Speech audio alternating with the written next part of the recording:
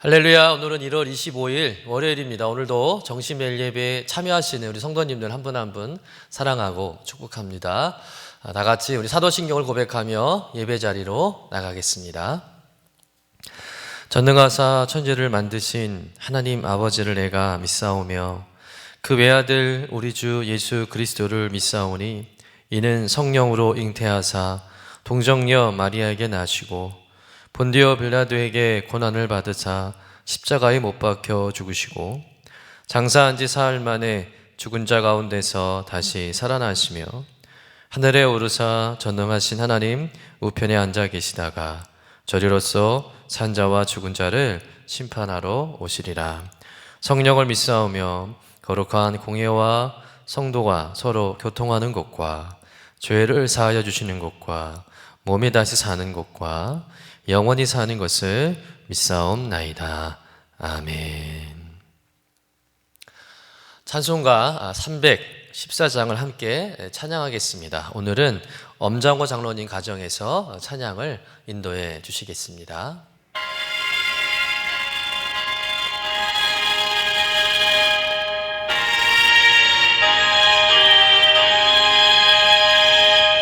내 구주 예수를 더욱 사랑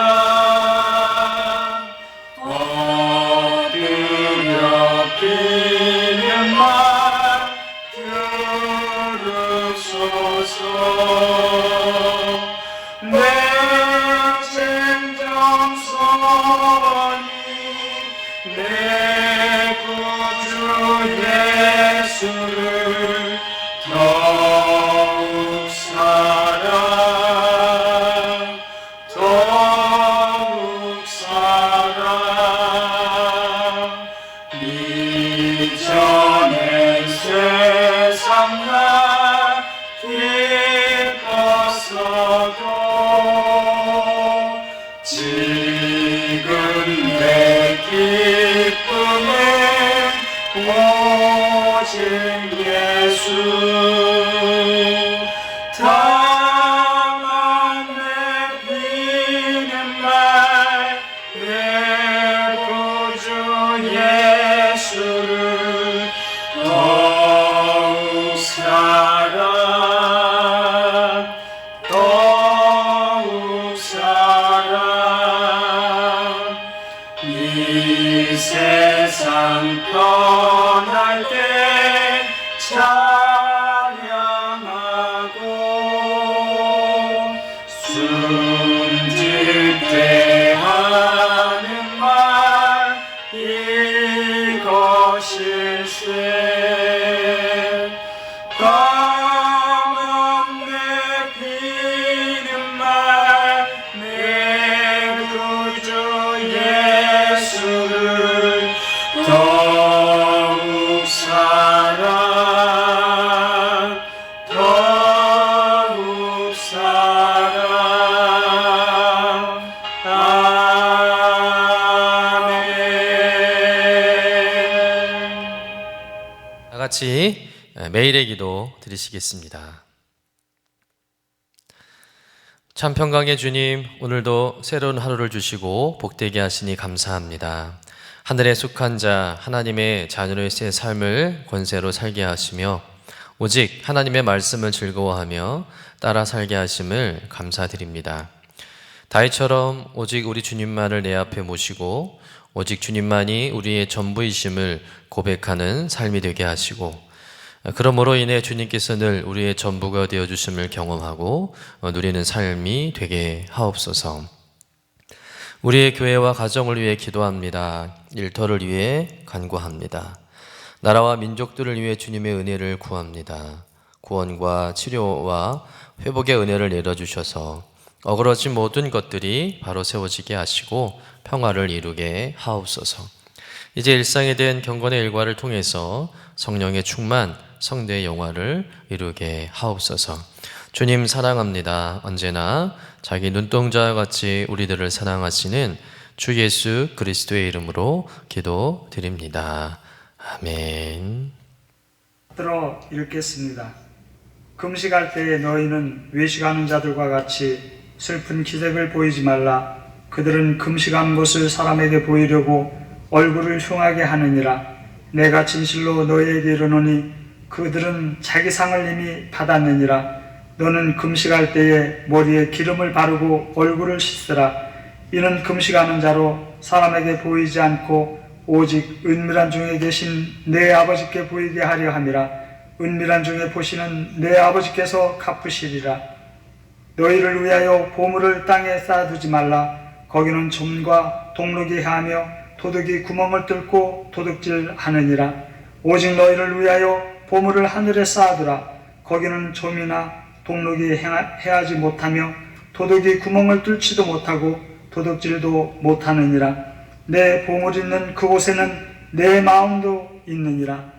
눈은 몸의 등불이니 그러므로 내 눈이 성하면 온 몸이 밝을 것이요 눈이 나쁘면 온 몸이 어두울 것이니 그러므로 내게 있는 빛이 어두우면 그 어둠이 얼마나 더하겠느냐. 한 사람이 두 주인을 섬기지 못할 것이니 혹 이를 미워하고 저를 사랑하거나 혹 이를 중히 여기고 저를 경히 여김이라.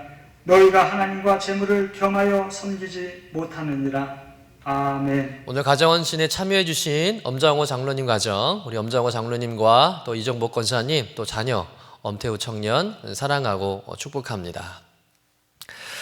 마태복음 6장은 계속되는 예수님의 산상수훈의 말씀으로 하나님의 나라를 살아가야 하는 천국 백성들이 이 땅에서 어떻게 경건의 생활을 해야 하는지에 대한 신앙의 지침서와 같은 말씀이기도 합니다. 그 중에 오늘 본문 16절부터 18절의 말씀은 그 경건 생활 가운데 이제 금식에 대한 말씀입니다. 여러분, 금식은 당시 경건 생활을 유지하는 아주 중요한 수단이자 또 방법이기도 했습니다. 여러분, 이스라엘 백성들은 언제 금식을 하게 되었을까요? 원래 이스라엘 백성들은 율법에 의무적으로 정해진 금식날이 있었습니다. 바로 1년에 단 한 번 대속죄일에는 모든 이스라엘 백성들은 무조건 금식을 해야 하는데, 그러나 경건한 하나님의 백성들은 간절한 기도 제목이 있을 때, 또 자신의 죄나 또 다른 사람의 죄로 인해서 애통할 때 특별히 또 금식을 정하고 또 금식하며 기도했다는 것이죠. 우리도 종종 금식 기도할 때가 있지 않습니까? 여러분, 언제 금식 기도를 하죠? 기도 제목이 너무 간절할 때, 또 어떤 문제에 대한 해결이 절실할 때 우리는 식사를 절제하고 금식하며 기도할 때가 있습니다. 그래서 어떤 분은 금식 기도를 몸으로 드리는 기도다 이렇게 말하는 분도 있더라고요. 참 맞는 말 같습니다. 그런데 우리가 특별히 금식을 하면 어떨까요? 우리가 더 영적으로 하나님께 집중하게 된다는 겁니다. 부유한 마음이 가난해지고 또 높아진 마음이 낮아지죠. 또 세상의 욕심을 내려놓게 되고 또 마음이 정결하게 됩니다. 그러니까 예수님 당시에도 금식은 하나님과의 깊은 만남을 이어가게 하는, 또 갖게 하는 아주 좋은 영적 수단으로 여겨져서 경건한 사람들은 종종 또는 정기적으로 이제 금식을 했다는 것이죠. 그러니까 한마디로 금식은 좋은 일이었습니다. 그러나 이 좋은 금식도 변질되면 문제가 된다는 것입니다. 어떤 문제일까요? 자기를 과시하는 수단이 된다는 겁니다. 어떤 금식의 경우가 그랬을까요? 바로 사람들 앞에서 금식하는 경우입니다. 자기가 금식한다는 것을 자랑하는 거죠. 내가 금식한다는 것을 보여주려고 하는 겁니다. 근데 그런 보여주기식 금식은 의미가 없다는 겁니다. 쇼에 불과하다는 것이죠. 오늘 주님께서 금식에 대해서 말씀하신 이유가 바로 그것입니다.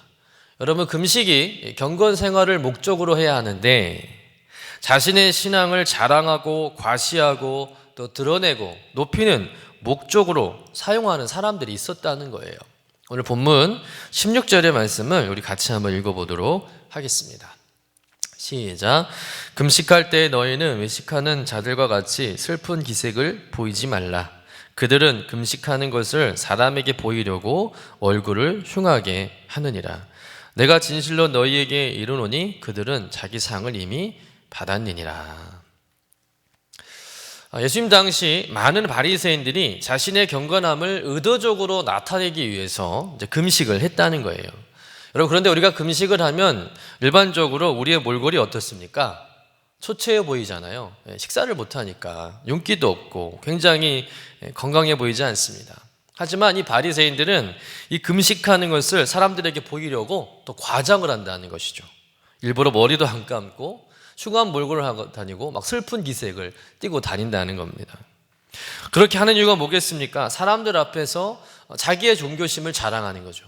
그러므로 해서 사람들에게 존중받고 또 인정받고 칭찬받으려는 겁니다. 아유, 저분이 금식기도 한데 지금 며칠째 금식한데, 그런 이야기를 들으면 우쭐해지는 겁니다. 여러분, 그런데 예수님께서 말씀하시는 참된 금식은 어떤 금식이라고 말씀합니까? 오늘 17절, 18절의 말씀 우리 한번 같이 읽어보도록 하겠습니다. 시작. 너는 금식할 때에 머리에 기름을 바르고 얼굴을 씻으라. 이는 금식하는 자로 사람에게 보이지 않고 오직 은밀한 중에 계신 내 아버지께 보이게 하려 함이라. 은밀한 중에 보시는 내 아버지께서 갚으시리라. 아멘. 오늘 예수님께서는 금식할 때 뭐라고 말씀합니까? 금식하는 표시를 내지 말라. 왜 그렇습니까? 사람에게 보이려고 금식하는 것은 참된 금식이 아니다. 금식은 은밀한 중에 보시는 하나님께 보이려고 하는 거라는 겁니다. 굳이 티를 내지 않아도 하나님 아버지께서는 내가 얼마나 간절한 기도를 드리는지, 얼마나 내가 애통해 하는지 우리 하나님은 다 알고 있다는 거예요. 다 보고 계시다는 겁니다. 여러분, 모든 경건 생활은 하나님과 나 사이에 비밀스러운 관계이어야 한다는 것이죠. 금식도 마찬가지입니다. 여러분, 금식은 사람과의 관계를 위한 것이 아니라 하나님과의 더 친밀한 관계를 위해서 하는 거 아니겠어요? 그런데 그 동기가 잘못되면 금식 하나만 하라는 거죠. 할 필요가 없는 겁니다. 여러분, 사실 내가 기도하고 또 말씀을 읽고 금식하는 이 모든 것들을 사람들에게 굳이 알리고 자랑할 필요는 없지 않습니까? 떠벌릴 이유가 없습니다. 그런데 이상하게도 그걸 자꾸 드러내고 싶고 자랑하고 싶은 그런 마음이 생겨요. 그것은 아직 내가 깊고 성숙한 경건에 이르지 못했다는 증거일 수도 있습니다. 여러분, 중요한 것은 하나님 앞에서의 진실성이에요. 은밀한 중에 보시는 하나님 앞에 내가 얼마만큼 진실하게 다가가고 있는가. 사실 그것이 우리의 신앙의 중요한 경건 생활의 어떤 목적이 되고 또 방향이 되어야 한다는 것입니다. 그것이 구제가 되었든 기도가 되었든 또 금식이 되었든 간에 사실은 사람들에게 인정받는 게 중요한 게 아니라 하나님께 인정받는 게 중요한 것이죠. 여러분, 우리 신앙에서 주목해야 할 것이 무엇입니까? 보이지 않는 은밀한 사역이에요.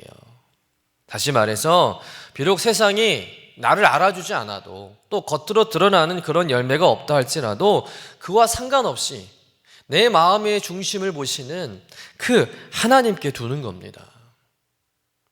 여러분, 우리가 믿는 하나님은 은밀한 중에 역사하시는 분인 줄로 믿습니다. 또한 하나님의 은밀한 중에 나를 찾아오셔서 갚아주시는 분이라는 거예요. 오늘 말씀에 있잖아요. 은밀한 중에 보시는 내 아버지께서 갚으시리라. 할렐루야. 이 말씀을 믿으시길 간절히 축원합니다. 이 말씀 우리가 들음으로 인해서 우리의 신앙을 돌아보며 나는 지금 마음의 중심을 어디다 두고 있는가, 여러분 점검해 보시기를 간절히 축원합니다. 오직 나의 은밀한 중에 보시는 하나님께만 주목하시길 바랍니다. 그래서 오늘 하루도 은밀한 중에 갚아주시는 그 하나님을 경험하는 여러분의 삶이 되시기를 간절히 축원합니다. 이어서 19절 말씀은 이제 물질에 대한 말씀이에요. 우리 19절부터 21절까지의 말씀을 우리 한번 같이 읽어보도록 하겠습니다. 시작.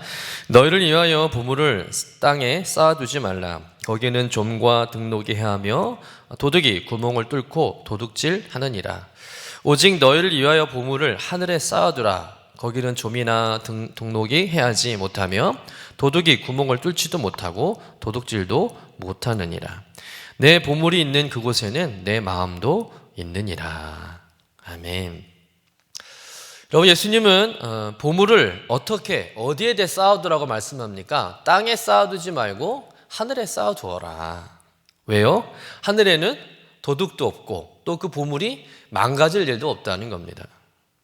여러분, 이 땅에 아무리 많은 보물을 가져봤자 마음만 불안해요. 여러분, 만약에 여러분에게 순금 100kg가 있다고 생각해 보세요. 여러분, 그 금 100kg을 어디다 보관하실 거예요? 여러분, 집에다 보관할 수 있겠습니까? 아니, 그렇다고 은행의 금고에 보관할 수 있을까요? 은행에 넣어두었다가 도난 당하면 어떡하죠? 또 아니면 이 은행이 통째로 자기를 속이고 어느 하루아침에 사라지면 어떡합니까? 여러분, 불안해서 어디다 맡기질 못합니다. 그러나 하늘에 쌓으면 그런 걱정을 할 필요가 없다는 것이죠. 또한 우리 주님은 보물이 있는 곳에 마음도 있다 이렇게 말씀해요. 여러분, 인간의 마음은 언제나 이 보물, 물질과 연결되어 있어요. 그래서 우리가 보물을 땅에 쌓으면 우리의 마음은 땅을 향하게 되어 있고, 우리의 보물을 하늘에 쌓으면 우리는 하나님이 계신 하늘을 향하게 된다는 것이죠. 여러분, 주식 투자를 한 사람들을 보세요. 그런 사람들은 온종일 그의 시선이, 그의 마음이 어디를 향해 있습니까? 주식, 그 오르내리는 그 주식 시세에 있지 않습니까?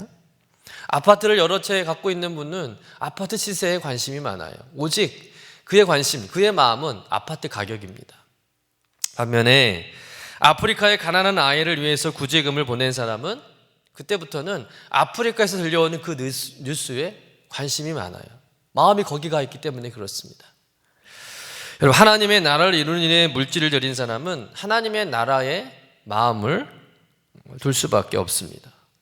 교회를 위해 물질을 드린 사람은 늘 마음이 교회를 향해 있어요.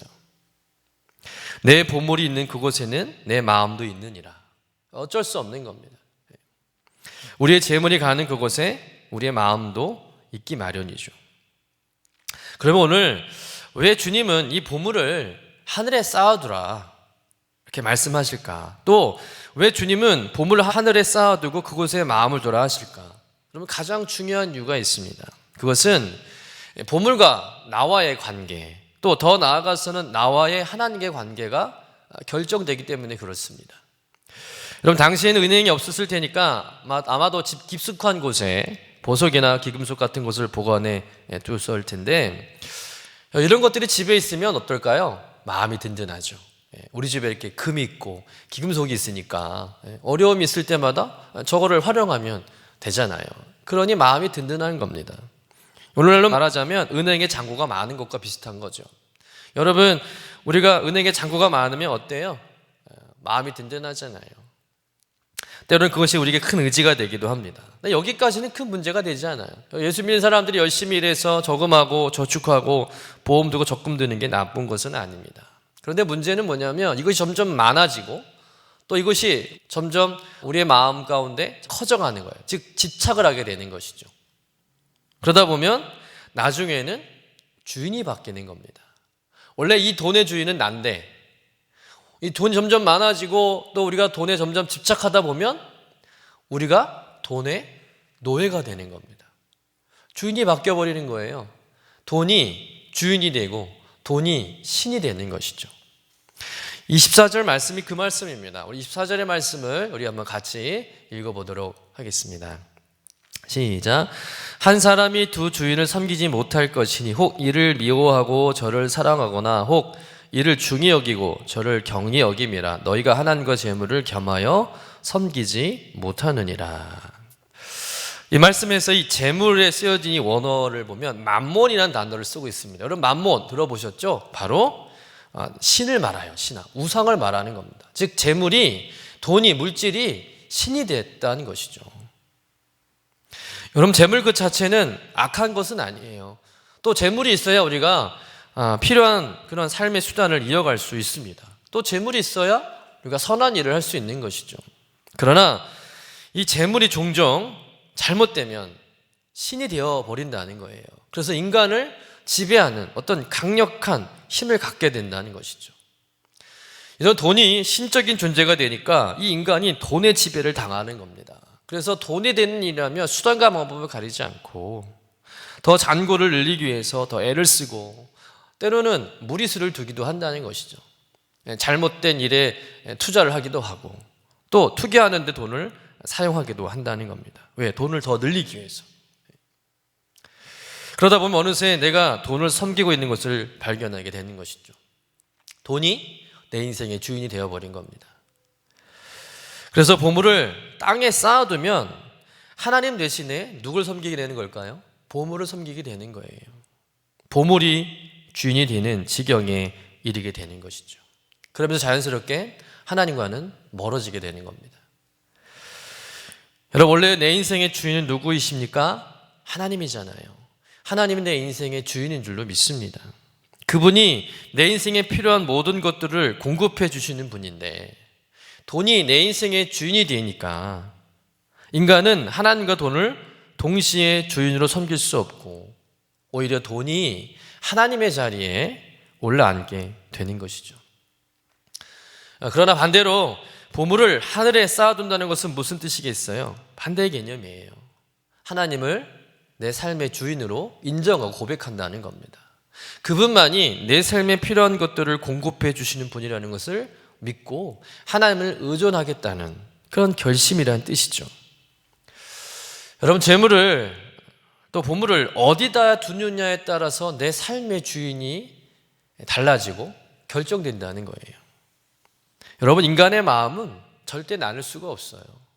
인간의 마음은 하나이기 때문에 그렇습니다. 즉, 인간은 절대 재물과 하나님을 동시에 섬길 수 없는 것이죠. 그런데 우리가 때로는 예수 믿는 성도로 살아가면서 이 재물과 하나님을 동시에 섬기려고 할 때가 많다는 겁니다. 때로는 하나님보다 재물을 더 소중하게 여길 때도 있다는 것이죠. 실제로 교회 다니는데도 이런 신앙의 연륜과 경험이 많은 분임에도 불구하고 때론 돈의 노예처럼 살 때가 있고요. 늘 돈, 늘 걱정하면서 돈의 지배를 당하는 성도님들이 많습니다. 너희는 먼저 그의 나라와 그의 의를 구하라. 그리하면 이 모든 것을 너희에게 더하시리라. 그렇게 말씀하신 그 주님의 말씀을 믿고 보물을 땅에 쌓아두는 것이 아니라 하늘에 쌓고 우리의 마음과 중심이 오로지 주님을 향하고 주님만을 내 삶의 주인으로 인정하고 고백하는 삶을 살아야 되는데 그렇게 살지 못하는 성도님들이 많다는 것이죠. 여러분, 참 물질은 좋은 것인데 이렇듯 이 물질이 우리의 신앙의 성장을 가로막을 때가 있습니다. 우리가 잘 아는 부자 청년 이야기가 있잖아요. 영생을 얻고 싶어서 예수님께 찾아온 그 부자 청년이 예수님께 묻습니다. 예수님, 내가 어떻게 영생을 얻을 수 있겠습니까? 그러자 그 예수님께서 계명을 지켜라.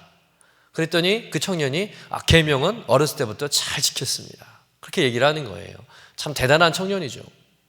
그러자 주님이 다시 묻습니다. 내가 영생을 얻으려면 가서 내 소유를 팔아서 가난한 자들에게 나눠주어라. 그리하면 하늘에서 내가 보화를 차지하게 될 것이다. 그리고 나서 나를 따르라. 그렇게 말씀하셨어요. 그런데 그 청년이 어떻게 됐을까요? 그 말씀을 듣고 근심하며 떠나니라. 여러분, 그 청년은 재물을 포기할 수 없었습니다. 재산을 포기할 수 없었어요. 가난한 사람들에게 나눠줄 수가 없었습니다. 왜 그랬을까요? 그 청년에게 주인은 그 재산이었기 때문에, 그 물질이었기 때문에 그렇습니다. 그 청년의 삶의 주인은 바로 그 물질이었기 때문에 그 물질을 포기할 수 없는 것이죠. 여러분, 부자 청년에게 주인은 바로 돈과 재물이었습니다. 그것을 포기할 수 없었기 때문에 그는 주님을 따를 수 없었고 영생을 얻을 수 없었던 겁니다. 여러분, 만약에 이 청년에게 지식이 많았으면 주님은 아마 그것을 포기하라고 했을 것이고 가족애가 너무 컸다면 주님은 그것을 내려놓으라고 말씀하셨을 겁니다. 여러분, 하나님보다 더 사랑하고 의지하는 것, 주인 삼는 것, 여러분, 그것이 땅에 재물을 쌓는 행위와 다르지 않다는 것을 우리가 기억해야 하는 것이죠. 사랑하는 성도 여러분, 오늘도 이 말씀을 통해서 우리를 돌아보길 원합니다. 혹시 나는 재물과 하나님을 겸하여 주인으로 섬기고 있는 것은 아닌지, 여러분, 그것은 사실 불가능하다는 것. 엄밀히 말하면 하나님이 아닌 물질을 내가 주인으로 섬기고 있다는 것, 그럴 수도 있다는 거예요. 여러분, 모든 것, 물질이든 건강이든 지식이든 내 자녀든 하나님 안에서 우리가 재발견을 할 때 그것의 진정한 가치를 발견할 수 있는 겁니다.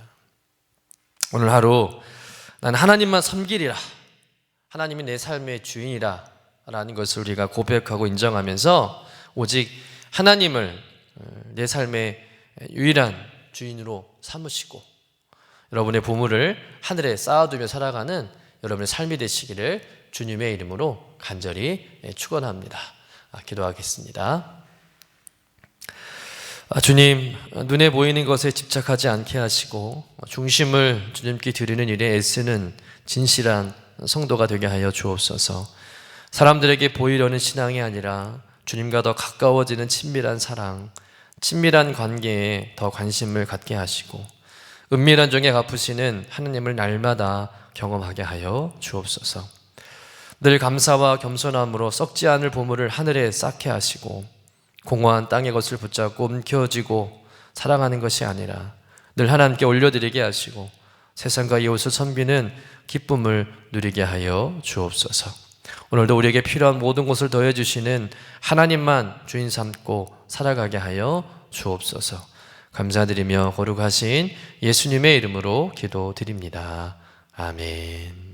이제는 우리의 구세주가 되시며 대속자가 되시는 예수 그리스도의 구속의 은혜와 우리를 구원하시기 위하여 당신의 독생자를 십자가에 내어주신 아버지 하나님의 만극하신 사랑하심과 항상 우리와 함께 계시며 하나님의 자녀로서의 권세 있는 삶을 당차게 살아가도록 도우시는 성령님의 교통하시는 은총이 정신 매일 예배를 통해서 날마다 기쁨의 예배, 주님과 신나는 동행에 함께하는 유신의 모든 권속들 위에 특별히 오늘 하나님 앞에 헌신하며 예배하는 우리 엄장호 장로님, 또 우리 이종복 권사님, 그리고 사랑하는 자녀 한나, 태우 그 가정 위에 영원토록 함께 하시기를 간절히 축원하옵나이다.